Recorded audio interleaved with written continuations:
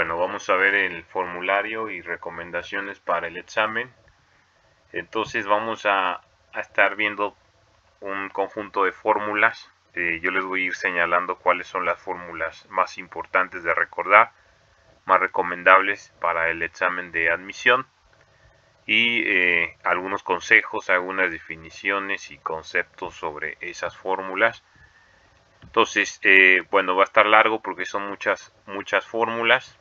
Dice aquí formularios y recomendaciones para el examen. Entonces, para el área de física, obviamente dice: a continuación se muestran una serie de fórmulas y conceptos de física que se han revisado en clase. Entonces, hemos visto una buena cantidad de estas fórmulas. Dice: estas fórmulas complementan el trabajo y los apuntes realizados en clase. Analice qué fórmulas podrían faltar, ya que pudo haberse escapado alguna fórmula o varias fórmulas. Haga un formulario, agregue aquellas fórmulas y conceptos que considere necesario y concéntrese en lo fundamental. Dice: los nombres de algunas variables pueden cambiar. Entonces, este es un archivo PDF. Tenemos en cada una de las hojas tenemos dos columnas. En cada página tenemos dos columnas, el lado izquierdo y el lado derecho. Entonces, en cada página voy a empezar por el lado izquierdo y luego me paso al lado derecho. Entonces, tenemos aquí primero una de las fórmulas más importantes, obviamente, y más utilizadas en física, que son los vectores. ¿Por qué? Porque recordemos que en física todas las cantidades pueden ser cantidades vectoriales o cantidades escalares. Entonces, es muy probable que en el examen aparezca algo de vectores. Prácticamente podría apostar que un 100% de que venga vectores. Entonces, esta es de las fórmulas más importantes. Hay que recordar que el vector lo representamos en física como un segmento de recta dirigido, es decir, una flecha en el plano cartesiano. El plano cartesiano nos sirve como un sistema de referencia. El vector tiene magnitud, que es, digamos, la longitud gráfica de dicha línea. Tiene dirección, que sería el ángulo, y tiene sentido, que nos indica si va del punto A al punto B o del punto B al punto A, o sea, sentido contrario, ¿verdad? Entonces, dentro de las fórmulas importantes aquí tenemos las componentes del vector. Un vector lo podemos descomponer, lo podemos separar en dos componentes, una que sería la componente X y otra que sería la componente Y. Entonces, aquí que he subrayado tenemos componente X es igual a magnitud del vector, aquí le llaman R, por el coseno del ángulo, y componente del vector en Y sería magnitud del vector por seno del ángulo. Entonces, por lo general, siempre vamos a tener que coseno va con el eje X y seno va con el eje Y, con la componente Y, perdón. ¿Por qué? Porque como el ángulo se mide con respecto del eje X, así nos quedarían, por trigonometría, así nos quedarían las componentes, ¿verdad? También se podría usar el otro ángulo complementario, es decir, con el eje y cambiarían las funciones trigonométricas para cada uno. Pero bueno, por lo general así se utilizan. Y luego la magnitud del vector, que sería magnitud, en este caso magnitud del vector R es la raíz de la componente del vector en X al cuadrado más la componente del vector en Y al cuadrado. Esto viene del teorema de Pitágoras. Y para la dirección tenemos que tangente del ángulo es igual a componente Y sobre componente X. Sería muy raro que usen esta fórmula, pero hay que conocer también esa fórmula. Entonces, los vectores pues aparecen tantas veces que es muy probable que tengan que calcular las componentes o la dirección. Ahora, después, dentro del área de mecánica tenemos la cinemática. Acuérdense que la mecánica se divide en cinemática, estática, dinámica. La cinemática es la rama de la mecánica que estudia el movimiento de los objetos sin importar la causa que lo produce. Sí, es decir, en cinemática se mueven los objetos, pero no interesa por qué razón se mueven los objetos. Luego, dentro de cinemática tenemos el MRU, movimiento rectilíneo uniforme. Acuérdense que en el movimiento rectilíneo uniforme el objeto se mueve a velocidad constante, ¿verdad? Pero bueno, antes de eso tenemos que la rapidez promedio o media se define como la distancia total d que recorre un objeto dividido entre el tiempo t, es decir, rapidez es igual a distancia entre tiempo. ¿Sí? Es un escalar, no es un vector, y en cambio la velocidad sí es un vector. Tenemos que la velocidad se calcula como desplazamiento d entre tiempo.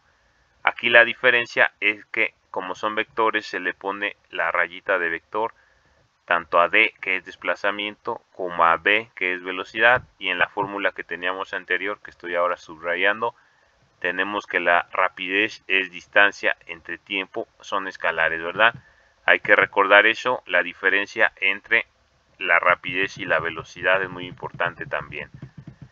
Otras fórmulas aquí de MRUA, que es movimiento rectilíneo uniformemente acelerado, es el movimiento donde la aceleración de un objeto es constante. Es decir, en este movimiento ya vamos a tener aceleración en el MRUA.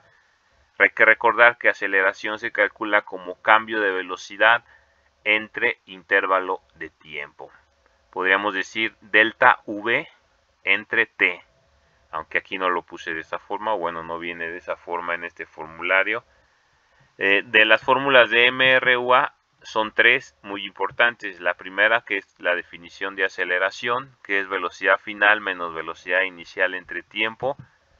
La de desplazamiento, que es un medio de aceleración por tiempo al cuadrado más velocidad inicial por tiempo. Bueno, en algunos libros vienen al revés estos dos términos. Es más común encontrarla como desplazamiento es velocidad inicial por tiempo más un medio de aceleración tiempo al cuadrado. Pero bueno, es lo mismo. Aquí me paso al lado derecho. Tenemos otras fórmulas. Me voy a ir hasta arriba. Bueno, de hecho en la anterior faltó una tercera fórmula. Nada más vienen dos de MRUA. La tercera, que sería velocidad final al cuadrado, es velocidad inicial al cuadrado más dos veces aceleración por desplazamiento, que sería esta, que tiene parecida a esta de caída libre. Bueno, de hecho viene de ahí. Las fórmulas de caída libre vienen de las fórmulas de MRUA, ¿verdad?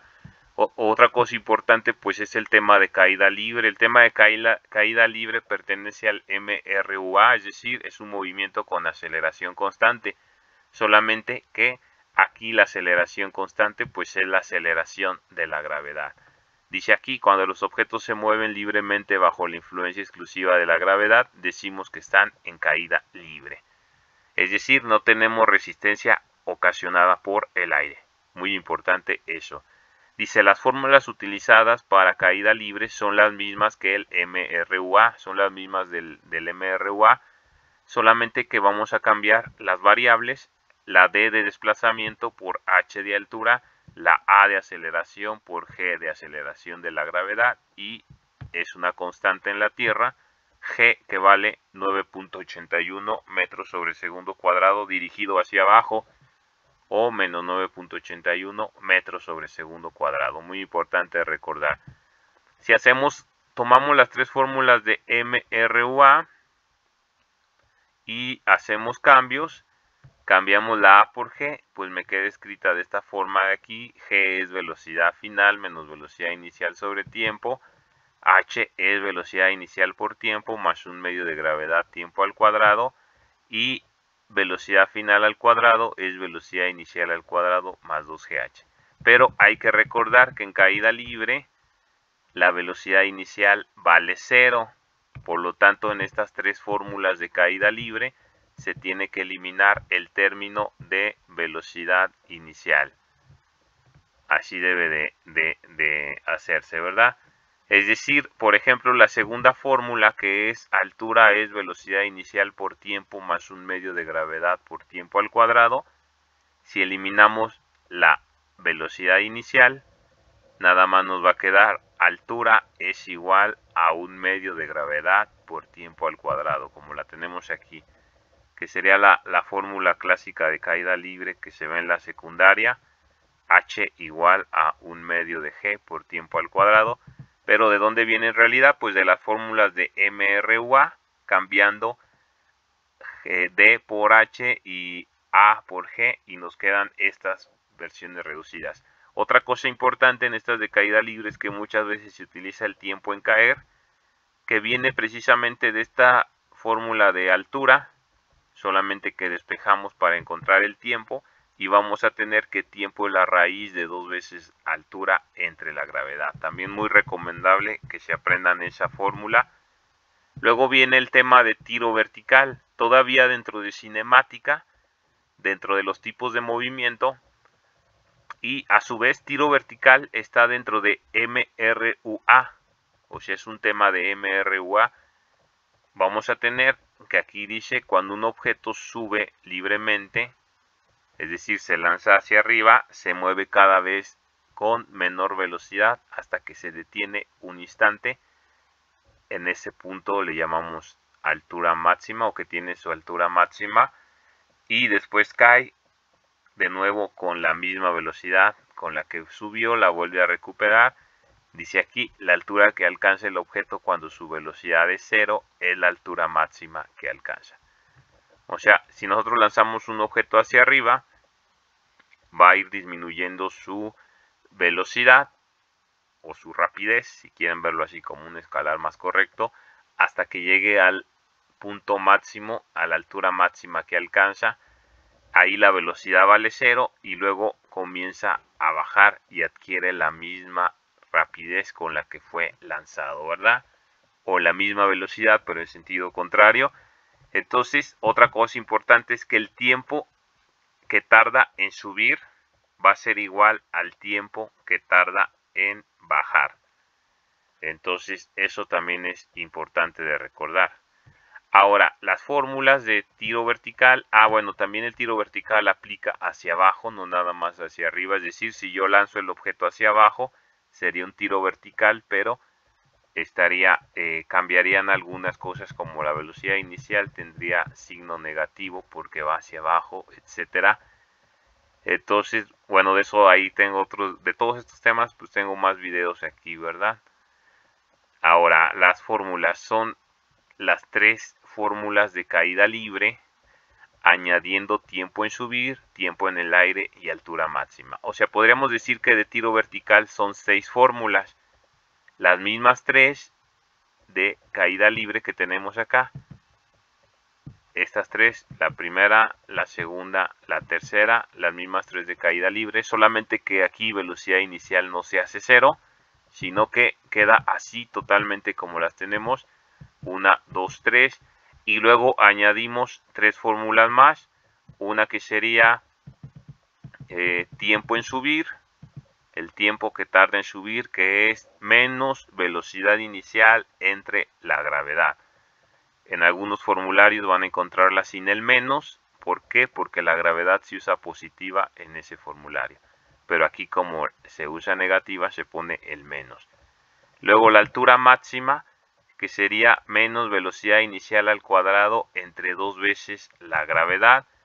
Y por último, la tercera fórmula que se agrega, o la número 6, sería tiempo total en el aire, es tiempo en subir más tiempo en bajar.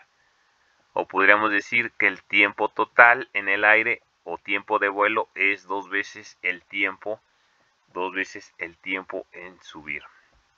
Entonces, ahí ya llevamos 2 fórmulas de MRU, rapidez y velocidad, 3 fórmulas de MRUA, 3 fórmulas de caída libre que vienen de las de MRUA, pero con velocidad inicial igual a 0, 6 fórmulas de tiro vertical, que 3 son las mismas de MRUA o de caída libre, y 3 son las de tiempo en subir, altura máxima y tiempo en el aire.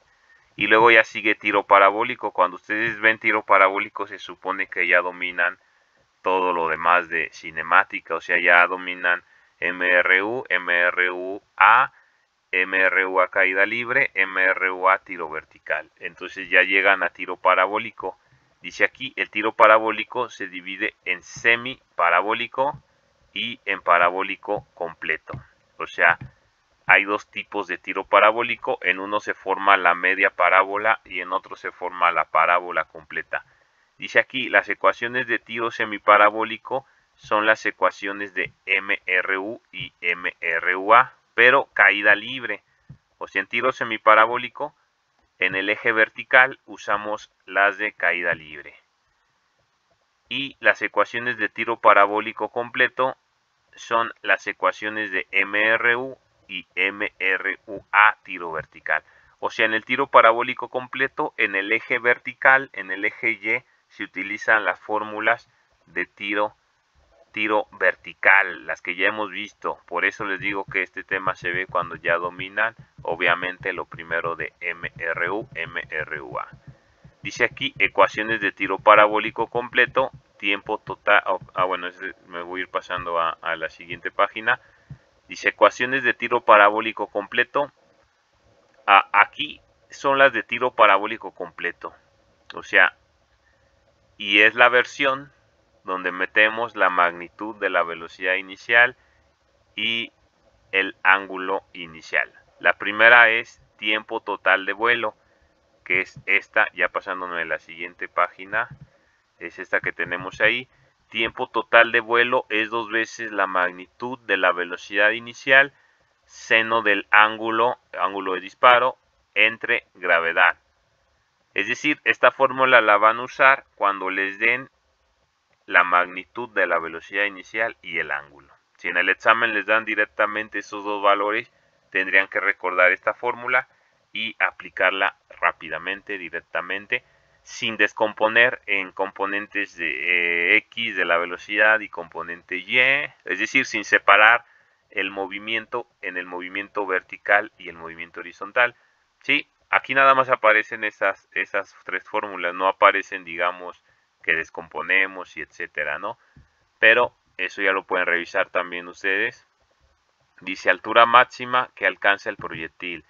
Entonces, altura máxima va a ser, aquí ya como lo tenemos aquí a la derecha de lo subrayado, magnitud de la velocidad inicial al cuadrado, seno cuadrado del ángulo entre 2 veces gravedad. Bueno, ahí falta un signo negativo, pero para compensar el negativo de la gravedad, pero bueno, eso ya como quiera, no afecta. Luego el alcance horizontal, es decir, a qué distancia del eje X del punto inicial, del origen inicial en X queda. Alcance horizontal, aquí le llaman R, es magnitud de la velocidad inicial al cuadrado, seno de 2 veces el ángulo, aquí está adentro del argumento de la función trigonométrica entre la gravedad.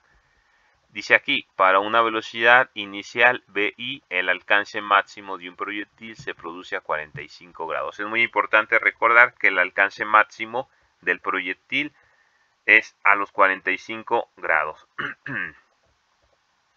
Y luego ya dentro de cinemática todavía viene movimiento circular uniforme. Y este tema es raro que se pregunte porque no es tan importante como los anteriores.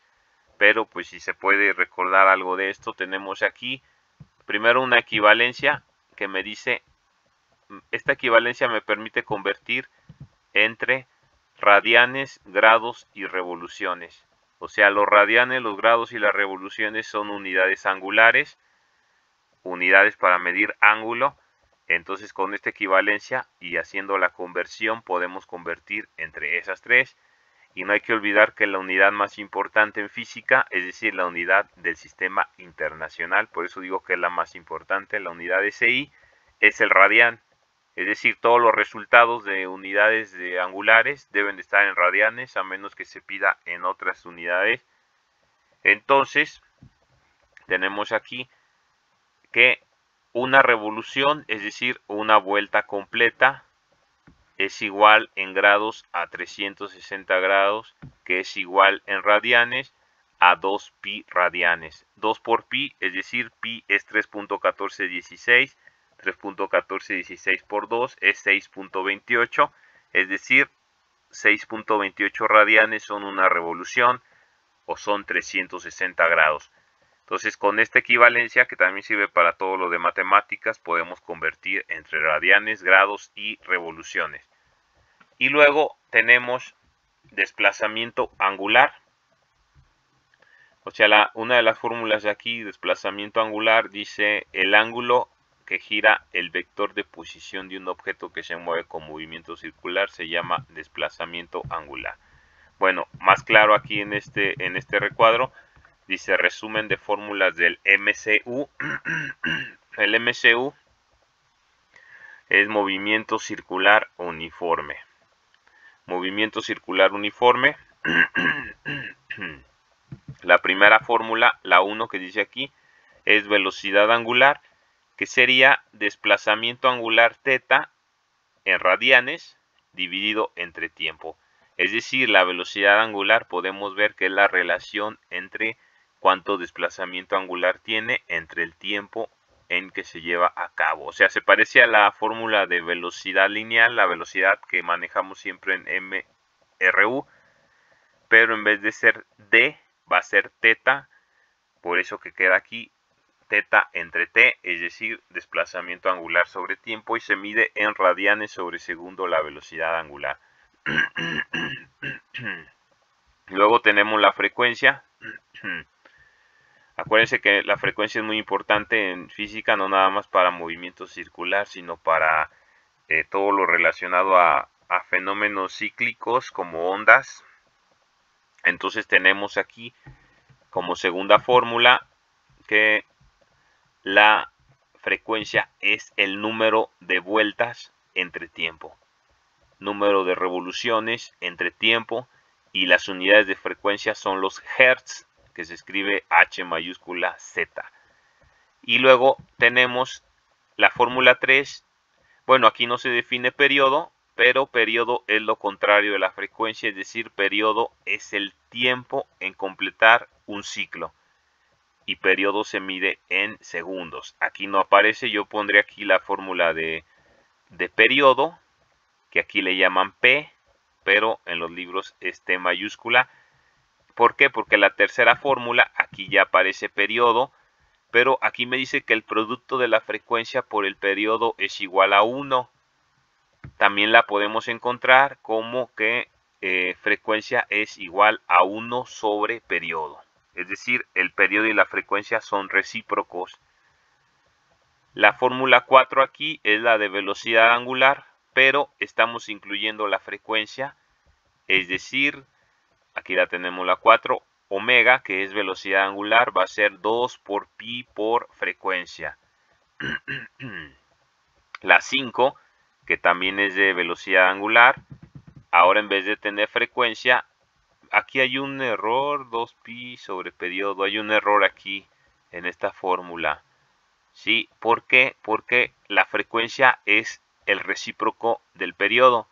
Si yo meto, en vez de frecuencia, meto periodo, el periodo debe de quedar abajo en el denominador. Es decir, velocidad angular es 2pi sobre periodo.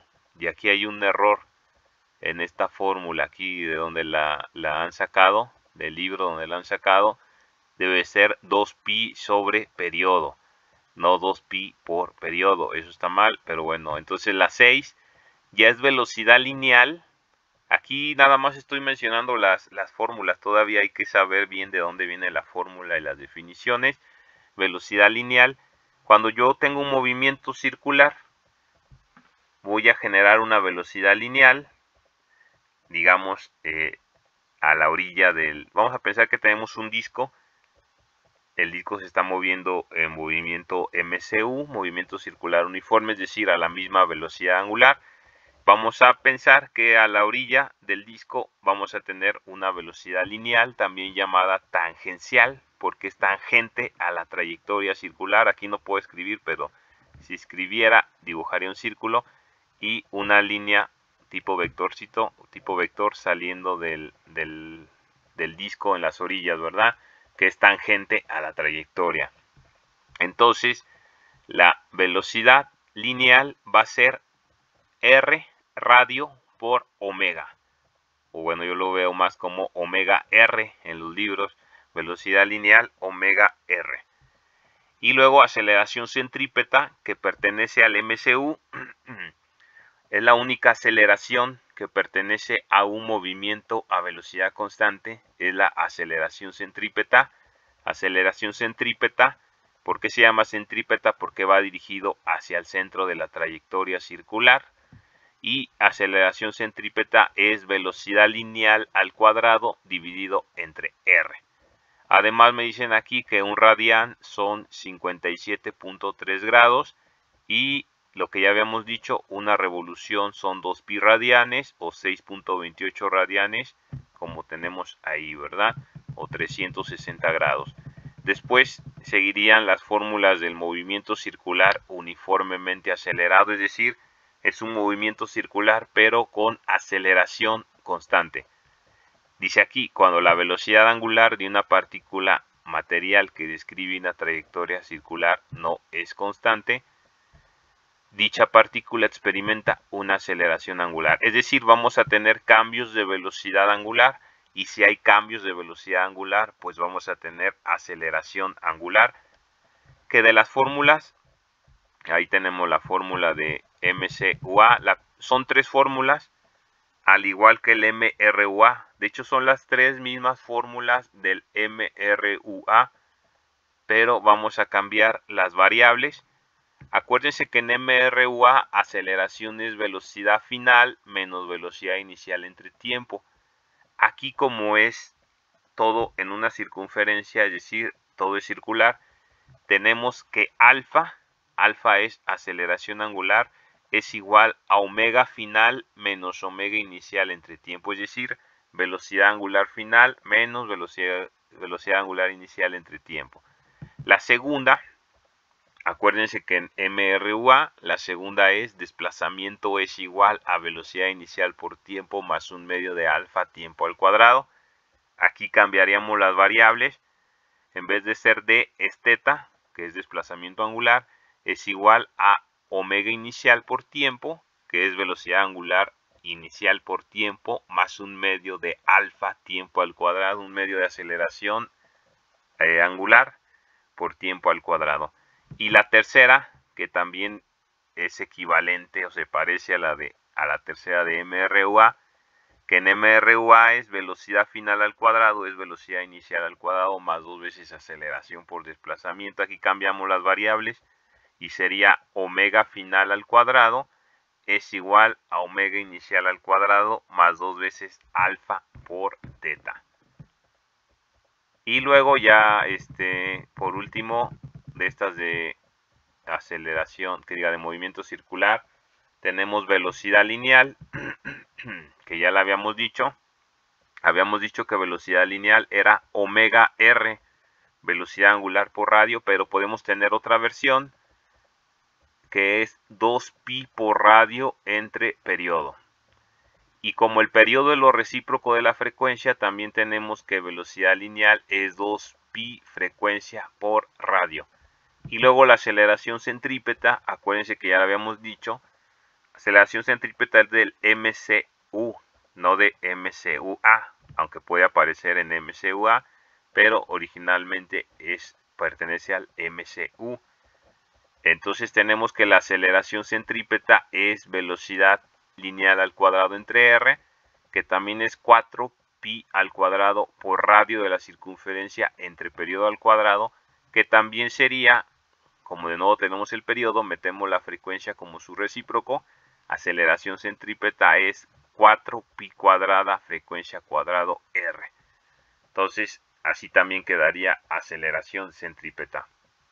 Es decir, si en un problema me dan la frecuencia y el radio de trayectoria, yo puedo calcular aceleración centrípeta con esa fórmula.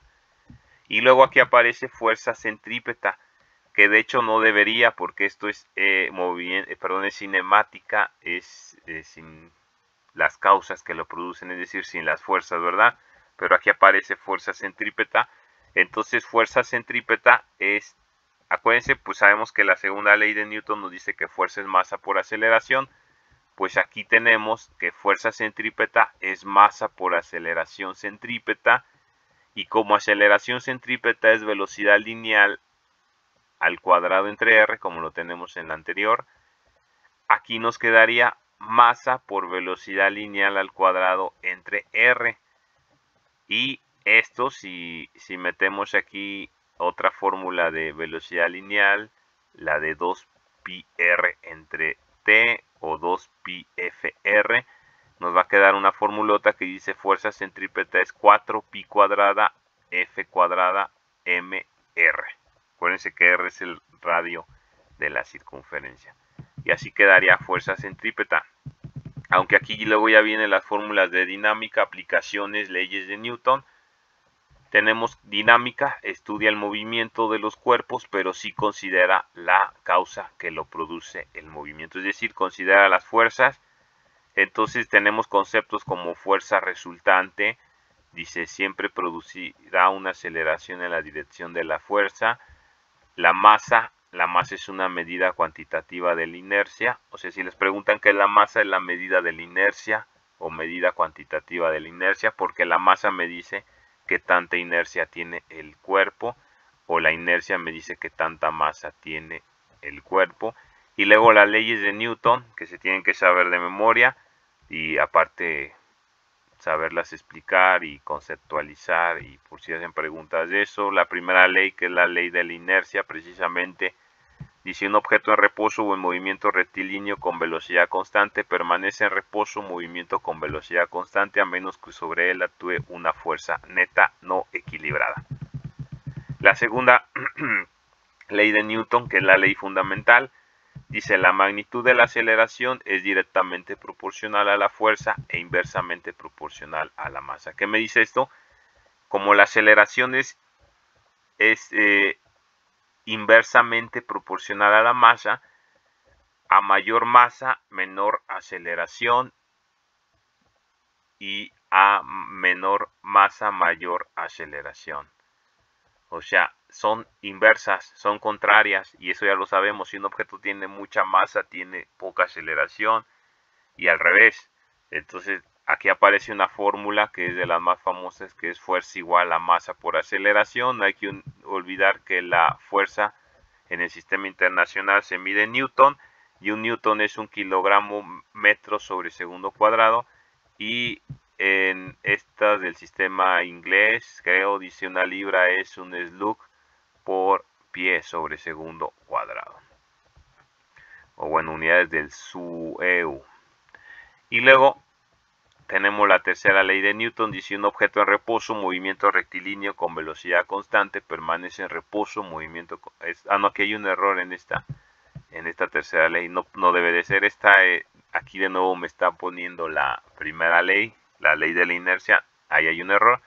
Debe de ser la ley de acción y reacción. A toda fuerza de acción le corresponde otra de reacción de igual magnitud, pero en sentido contrario. Es decir, es la ley de acción y reacción, la tercera. Hay que saberse eso. Y luego tenemos definiciones como peso. Acuérdense que el peso es la fuerza de atracción gravitacional que un cuerpo de grandes dimensiones ejerce sobre otro, ¿verdad? Es decir, el peso, que aquí lo representamos como W, es el producto de la masa por la gravedad. La fórmula del peso viene de la segunda ley de Newton, por eso se parece. Y la gravedad, que es en el sistema internacional 9.8 metros sobre segundo cuadrado aproximadamente, y en el sistema inglés 32 pie sobre segundo cuadrado, 32 ft sobre s cuadrado. Y otro concepto como la fuerza normal, o sea, cuando tenemos un objeto sobre una superficie horizontal, es decir, un objeto sobre el piso, vamos a tener que hay una fuerza normal dirigida perpendicularmente a esa superficie, ¿verdad? Y bueno, para no meterme en más explicaciones, sabemos que la fuerza normal es igual al peso. Bueno, si hacemos suma de fuerzas en Y, nos vamos a dar cuenta que hacia abajo está dirigido el peso, hacia arriba la normal, y tendríamos que la fuerza normal es igual al peso en una superficie horizontal. Ahora, en el plano inclinado va a cambiar eso. ¿Por qué? Porque por la geometría, la fuerza normal sería igual a la componente del peso en Y. También tengo video sobre eso, pero esa ya es otra historia. Dice, al igual las componentes del peso en el plano inclinado van a cambiar. Por ejemplo, la componente del peso en Y es masa por gravedad, es decir, peso por el coseno del ángulo.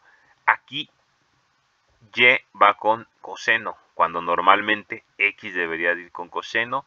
Aquí cambia, ¿por qué? Porque estamos midiendo el ángulo con el eje Y. Y la componente WX va a ser mg seno del ángulo. Bueno, si tienen buena memoria se pueden aprender así directamente ya, sin complicaciones, aunque sí es importante saber de dónde viene, ¿verdad? Y luego la fuerza de fricción, que es la fuerza que se opone al movimiento de un cuerpo.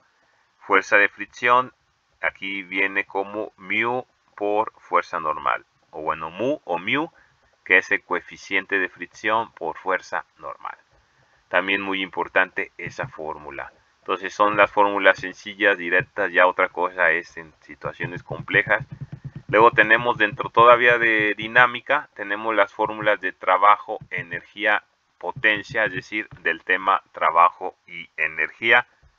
Tenemos el trabajo realizado por una fuerza F que actúa a lo largo de una distancia D, es decir, si nosotros empujamos un objeto a lo largo de una distancia D con una fuerza F, pues el objeto se va a desplazar.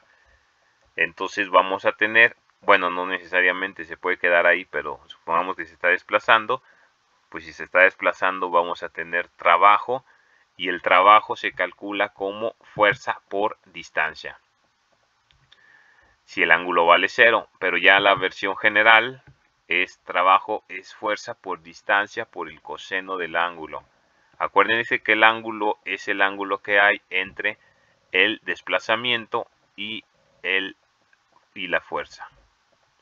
Dice aquí, la unidad con la que se mide el trabajo dentro del sistema internacional es el Joule, el cual se define como el trabajo realizado por una fuerza de 1 newton cuando el objeto sobre el cual se ejerce se desplaza 1 metro en la misma dirección y sentido que ella. Es decir, un joule es 1 newton por metro. Y luego tenemos otras definiciones, trabajo neto o resultante. Es decir, el trabajo neto, es decir, cuando tenemos un objeto y recibe muchas fuerzas, el trabajo neto va a ser la suma algebraica de los trabajos hechos por cada una de las fuerzas. Y luego energía, sabemos que energía es la capacidad que tienen los objetos para realizar trabajo. Es decir, la energía también se mide en joule. Y sistema conservativo dice todo proceso en el que se transforma la energía cinética en energía potencial, gravitacional o viceversa. No vamos a tener fugas de energía, es decir, como fuerzas de fricción, por mencionar alguna.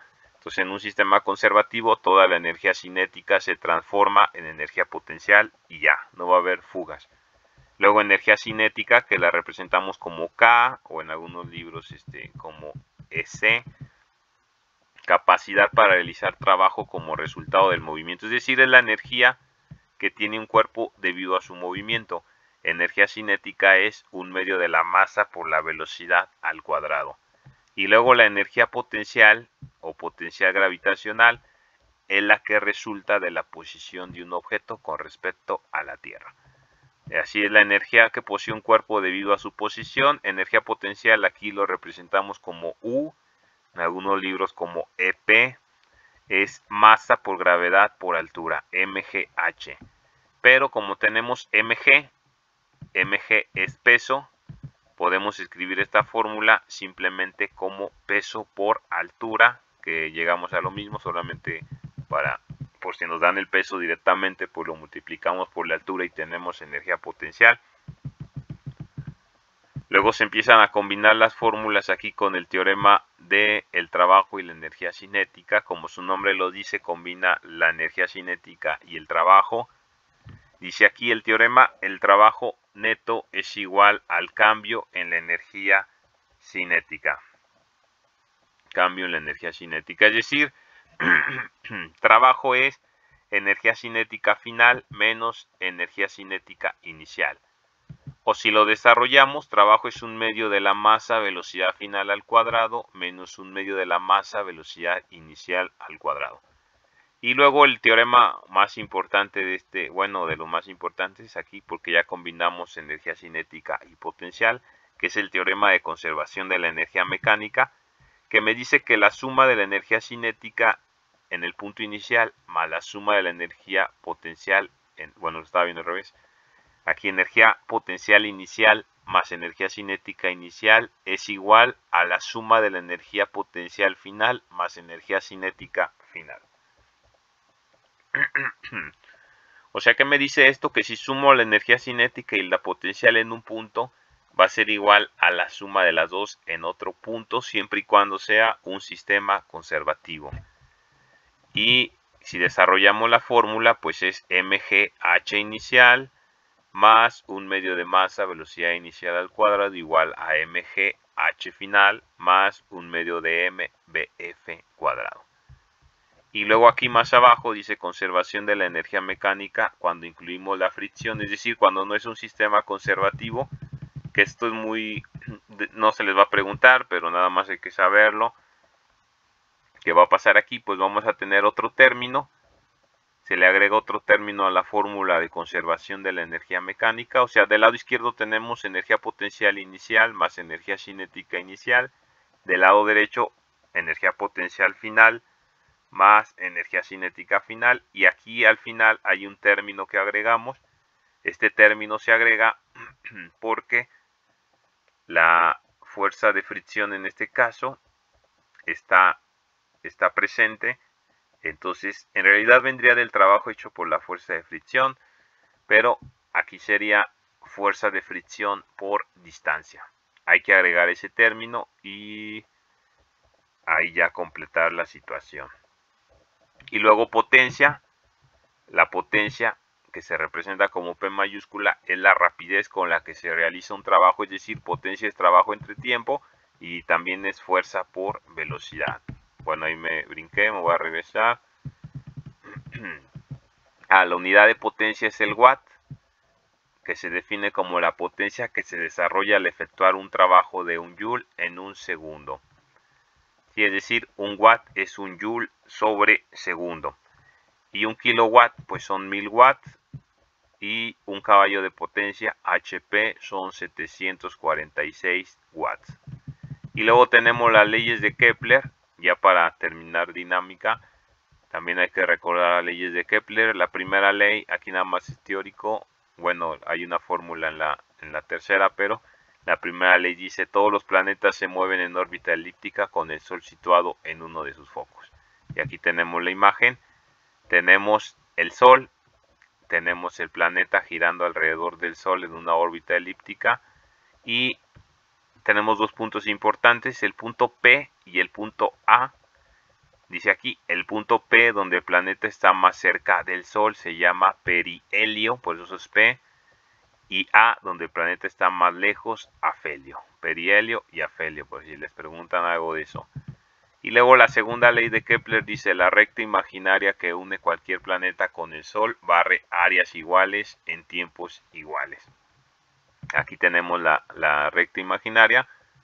Por ejemplo, esta área que se ha formado en este intervalo de tiempo delta t. Si tenemos otro intervalo de tiempo en otra región, si es el mismo, el área debe de ser igual. Es decir, áreas iguales en tiempos iguales. Y la tercera ley, ahí sí hay una fórmula, dice, el cuadrado del periodo de cualquier planeta varía en forma directamente proporcional con el cubo del radio de su órbita, o sea, con el cubo de la distancia promedio que hay de un planeta al Sol. Aquí tenemos la fórmula. El periodo al cuadrado es igual a la constante de Kepler K por radio al cubo. Así quedaría. Y luego ya pensé que era la última de dinámica, pero no, aquí está la ley de gravitación universal, que dice todo objeto en el universo atrae a otro con una fuerza directamente proporcional al producto de sus masas e inversamente proporcional al cuadrado de la distancia que la separa. Es decir, F es G mayúscula por masa 1 por masa 2 entre distancia al cuadrado, y la constante vale, esta de memoria, Hay que aprenderla. 6.67 por 10 a la menos 11 newton metro cuadrado sobre kilogramo cuadrado. Por si no se las llegan a dar en el examen, aprenderla de memoria. Y luego ya sigue lo de hidráulica. Tenemos aquí desde fórmulas muy fáciles, muy chafas. Densidad, que es la relación entre masa y volumen. Densidad, masa sobre volumen. Sabemos que en SI las unidades son kilogramo metro cúbico. O bueno, en sistema inglés, slug sobre, perdón, metro cúbico, sí dice metro cúbico, o slug sobre pie cúbico. Peso específico, que es la relación entre el peso y el volumen del objeto. Peso específico va a ser peso sobre volumen, es decir, sus unidades son newton sobre metro cúbico o libra sobre pie cúbico. Y luego el peso específico lo podemos escribir en términos de densidad y gravedad. Es decir, peso específico es densidad por gravedad. Peso específico es ρ por g. Y luego ya más teoría de fluidos, por ejemplo, las fuerzas ejercidas por un fluido sobre las paredes de su recipiente que lo contiene siempre son perpendiculares a dichas paredes. La presión de un fluido es directamente proporcional a la profundidad y a su densidad. Y tenemos aquí la fórmula de presión mecánica, que es fuerza entre área. Acuérdense que las unidades de presión en el sistema internacional son los pascales y un pascal es newton sobre metro cuadrado. Luego la presión hidrostática, que es la presión que ejerce un líquido, bueno, o un fluido en general, pero por lo general es un líquido. Entonces presión hidrostática es ρgh, densidad por gravedad por altura. Y acuérdense que como peso específico era ρ por g, densidad por gravedad, podemos escribir la presión hidrostática como la presión hidrostática con la fórmula de peso específico, es decir, presión hidrostática es peso específico por altura. Y luego viene aquí ley de Pascal, que sería el principio de Pascal. Dice una presión externa aplicada a un fluido confinado y en reposo se transmite uniformemente a través del volumen del líquido, es decir, se transmite por igual a todos los puntos del líquido y a las paredes del recipiente que lo contiene, que más adelante sería la prensa hidráulica, ¿verdad? Luego la presión absoluta, que es la suma de la presión manométrica más la presión atmosférica. Y no hay que olvidar que una atmósfera es 1.013 por 10 a las 5 pascales o 101.300 pascales. También es 14.7 libras sobre pulgada cuadrada o 76 centímetros de mercurio o 760 milímetros de mercurio, ¿verdad? Y aquí ya es la ley de Pascal o el principio de Pascal aplicado a la prensa hidráulica, es decir, fuerza aplicada sobre el émbolo 1 dividida sobre el área del émbolo 1 es igual a fuerza aplicada sobre el émbolo 2 entre el área 2. Y ya me voy aquí hacia arriba, aquí tenemos cómo funciona la prensa hidráulica. Tenemos el área 1, el área pequeña, fuerza 1 que se aplica sobre un área 1 y el área 2, el área grande que va a levantar en este caso el vehículo y la fuerza 2. Entonces, por el principio de Pascal sabemos que la presión transmitida en todos los puntos del fluido es la misma. Por eso igualamos F1 entre área 1 igual a F2 entre área 2.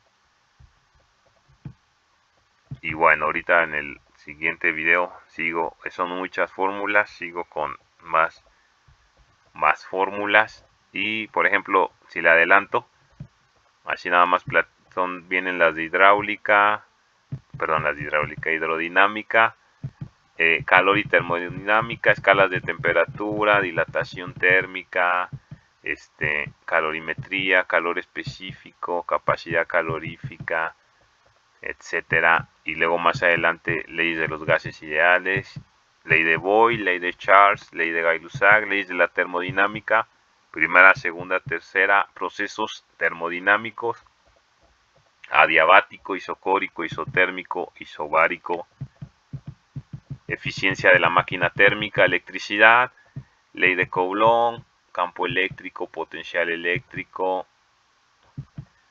capacitancia, circuitos, capacitores serie, paralelo, resistencias, corriente, ley de Ohm, potencia, etcétera, etcétera, electromagnetismo, ley de Ampere, ley de Faraday y óptica, etcétera. Entonces, eso todavía más adelante.